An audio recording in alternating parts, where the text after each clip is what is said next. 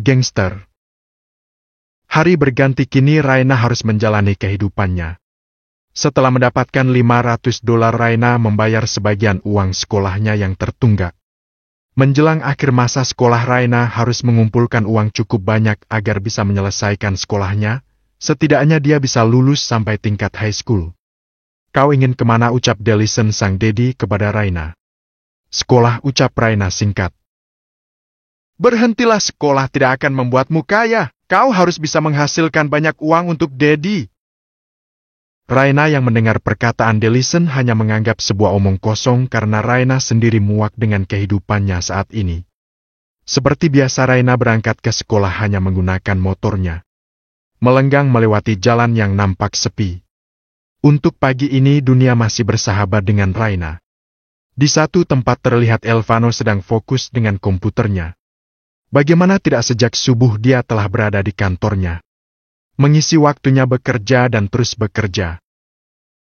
Tuan, bagaimana mereka tidak ingin melepaskan daerah itu? Ucap seorang pengawal. Mereka masih bertransaksi di sana? Ya Tuan, bahkan mereka tetap ingin memakai daerah itu untuk bisnis mereka. Habisi saja semua, jangan biarkan mereka hidup. Umpat Elvano. Baik Tuan. Pengawal itu pergi meninggalkan ruangan Elvano. Tiba-tiba seorang pria parubaya muncul ke dalam ruangan Elvano. Apa kau akan bekerja setiap hari? Ucap Elvano singkat. Jika orang tua berbicara, tolong perhatikan. Teriak Matthew Beethoven sambil melempar sebuah pisau. Elvano yang menyadari itu dengan cepat menghindar.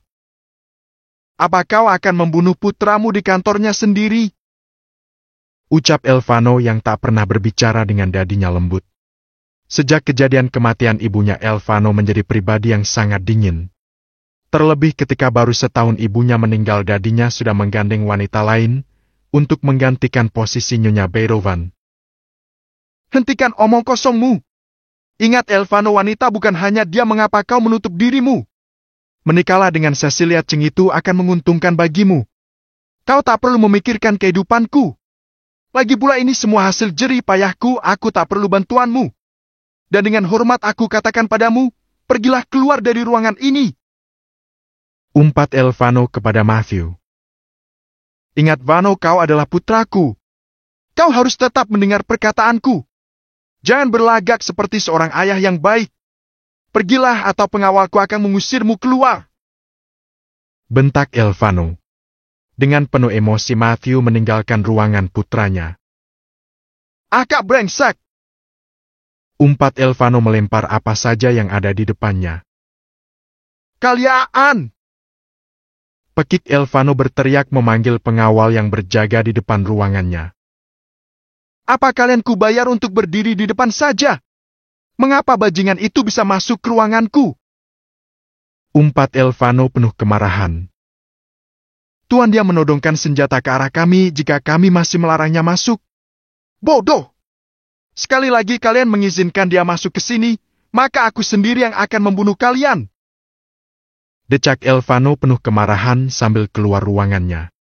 Suasana hari Elvano saat ini sangat buruk. Bagaimana tidak rasa sakit yang dia terima dari sang ayah membuat dia sangat membenci pria itu. Elvano berjalan menuju basement parkiran mobilnya. Dengan cepat dia melenggang meninggalkan perusahaan miliknya sendiri. Elvano melajukan mobilnya dengan kecepatan tinggi. Bak seperti orang yang kehilangan akal, seperti itulah saat ini keadaan Elvano. Elvano memasuki sebuah rumah kosong. Rumah besar yang jauh berbeda dengan mansion miliknya. Di rumah itu terdapat sebuah gudang bawah tanah. Tempat di mana biasanya Elvano menumpahkan kekesalannya. Dia memasuki ruangan itu, terdapat beberapa orang yang mengalami luka yang sangat mengerikan. Ya, tempat itu adalah tempat Elvano mengeksekusi tawanannya. Orang-orang yang mengganggu kehidupannya. Siapkan aku dua dan sesiapkan seluruh peralatannya. Kini di hadapannya terdapat dua orang pria berbadan besar. Dengan keadaan yang sangat mengenaskan. Bagaimana tidak seluruh tawanan merasakan sakitnya neraka yang sangat mengerikan di tempat itu.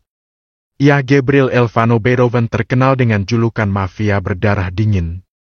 Elvano mengambil sebuah alat Valor Buncher, sebuah alat pemotong pohon, beberapa pisau yang memang sudah didesain sangat tajam dan beberapa cairan tersedia di sebuah meja. Hahaha, entah mengapa aku masih sangat baik membiarkanmu menghirup udara dunia ini. Shriek! Sebuah pisau menggores sebuah lengan kekar pria yang sedang duduk di sebuah kursi dengan tangan kaki diborgol. Ampun, ampun, bunuh saja aku. Pekik pria itu. Bunuh? Wah, sepertinya kau ingin sekali meninggalkan dunia ini. Iya, bunuh saja aku. Itu jauh lebih baik. Hahaha, jika begitu aku tidak akan melakukan yang baik. Ucap Elvano menancapkan sebuah pisau itu, kemudian menyeret pisau itu dalam daging pria itu seraya membuat sebuah garis. Tolong bunuh aku saja. Hahaha, mengapa kau ingin dibunuh? Bukankah ini menyenangkan? Lihatlah, pisau ini menikmati setiap goresan dalam dirimu. Ampun Tuan, ampun.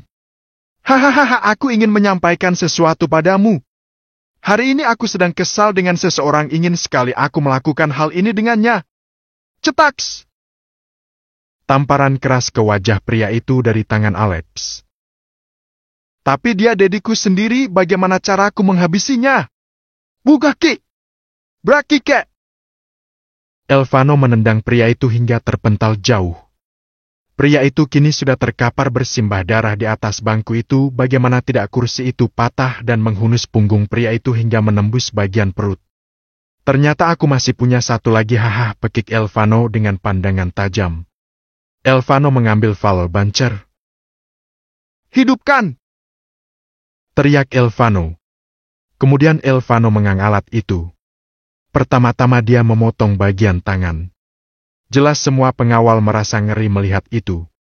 Semua pengawal tahu saat seperti itu Elvano pasti dalam kemarahan yang sangat tidak bisa dikontrol. Setelah dirasa cukup, Elvano keluar tempat itu. Dia memasuki ruangan itu, kemudian memasuki sebuah kamar.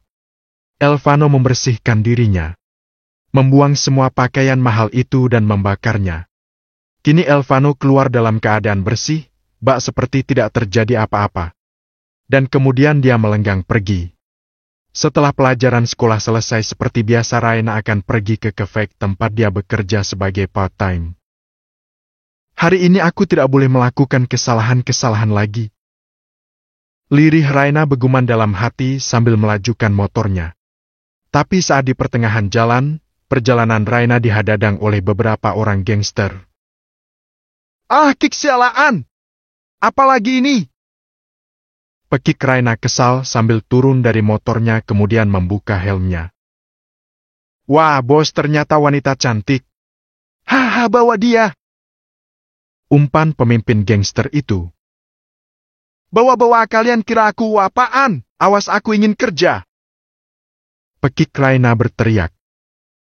Ayolah sayang, kita akan bersenang-senang. Ucap kepala gangster itu menggenggam bahu Raina. Dengan cepat Raina menepis tangan itu. Jauhkan tanganmu, bangsat! Aku ingin pergi, awas! Ucap Raina kini kembali menaiki motornya. Tapi dengan cepat kepala gangster itu menarik tangan Raina dengan cepat sehingga motor Raina terjatuh. Apaan sih, wos? Ucap Raina menendang tulang kering kaki gangster itu. Bangsat! Kalian bawa dia! Ucap kepala gangster itu menyuruh pengawalnya untuk membawa Raina. Dengan cepat seorang pria langsung mengangkat tubuh Raina bak seperti karung beras. Lepaskan! Lepaskan aku! Ucap Raina berteriak sambil memukul-mukul punggung pria yang mengangkatnya itu. Lepaskan dia! Teriak seorang pria. Hahaha, ternyata pahlawan kesiangan! Tolong aku, teriak Riana keras. Sekali lagi aku katakan lepaskan dia. Ucap Elvano dengan menatap tajam. Banyak bicara, ucap gangster itu langsung memukul Elvano. Dengan cepat Elvano menggeser tubuhnya dan langsung menendang gangster itu. Kemudian dia mengeluarkan sebuah besi cincin yang ada di dalam kantong jasnya. Dia memakai itu untuk menghajar seluruh gangster itu dengan tangannya sendiri. Terlihat semua anggota gangster itu telah terkapar tidak sadarkan diri. Tinggal kepala gangster itu dan seseorang yang menggendong Raina. Raina dengan cepat menggigit kuat punggung pria itu. Ahak sakit. Ucap pria itu langsung melepaskan gendongannya dari Raina. Saat lengah Raina berlari ke belakang tubuh Elvano bersembunyi. Elvano yang masih dalam mode marahnya menghajar gangster itu hingga babak belur bahkan sampai tidak sadarkan diri. Prok-prok. Suara tepuk tangan Raina yang merasa takjub. Bagaimana tidak Elvano mengalahkan gangster itu hanya sendirian? Kau terluka, ucap Raina yang langsung melihat darah segar mengalir di kening Elvano. Ini tak seberapa, ucap Elvano datar.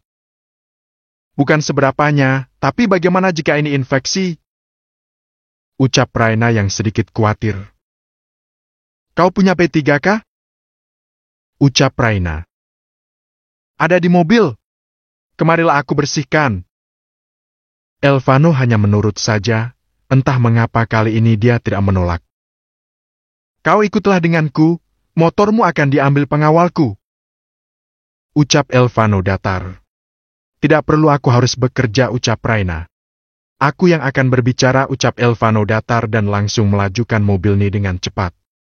Raina yang melihat itu hanya menurut saja, bagaimanapun Elvano tadi sudah menolongnya. Next time.